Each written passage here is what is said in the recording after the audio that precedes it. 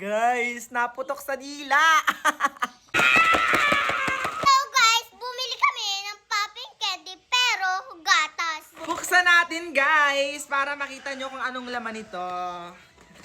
Ilan ang laman, be? Bilangin natin. 1, 2, 3, 4, 5. Dami. 6, 7, 8, 9, 10, 11, 12, 13, 14, 15, 16, 20 pieces. Aling maliit! Buksan natin! Ganito yung laman niya, guys. Wow! Hala, gatas nga talaga siya. Bitingnan niyo naman, oh. Bitingnan niyo naman ang laman, oh. Gatas na gatas talaga. Sarap niya!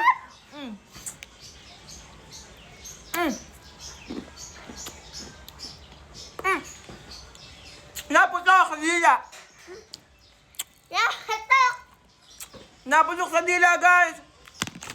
Ang sarap niya, grabe! Tunay nga sinasabi nila na popping candy na gatas na naputok sa dila. Tapos ang lasa niya, guys, ay parang haw-haw, di ba? Purong gatas, guys. Sobrang sarap niya, grabe. Kung di pa kayo nakakatikim nitong popping candy na purong gatas, ililink na lang namin ni Aling Maliit sa aming Yellow Basket. Kaya ano pang inaantay nyo? Bumili na rin kayo para matikman nyo! Sarap!